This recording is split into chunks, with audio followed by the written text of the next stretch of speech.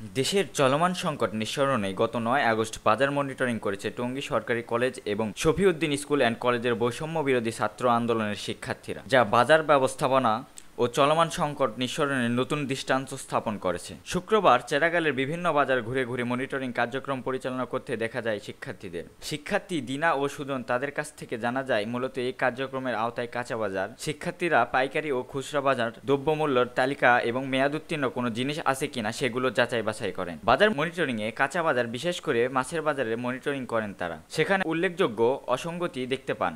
তারা লক্ষ্য করেন যে মাছের আড়তদাররা অফিসিয়ালি রসিদ ছাড়া মাছ কেনাবেচা করছে, যা ব্যবসায়িক স্বচ্ছতার জন্য বড় চ্যালেঞ্জ। পাশাপাশি তারা মুদি দোকানের মেয়াদোত্তীর্ণ পণ্য পাওয়ার বিষয়টি তুলে ধরেন, যা সাধারণ মানুষের স্বাস্থ্য ঝুঁকি বাড়াতে পারে। তারা ব্যবসায়ীদের সচেতন করেন এবং পরবর্তীতে সকল নিয়ম মেনে তাদের ব্যবসা কার্যক্রম পরিচালনা করতে বলেন। গাজীপুর টঙ্গী কলেজ গেটের চেরাগালী বাজার মার্কেটের সাংবাদিক মোহাম্মদ মাহাবুল ইসলাম পরাগ শিক্ষার্থীদের এই উদ্যোগের প্রশংসা করেন এবং তাদের সাথে একাত্মতা প্রকাশ করেন। শিক্ষার্থীদের কার্যক্রমে সার্বিক সহায়তা প্রদানের প্রতিশ্রুতি দিয়েছেন।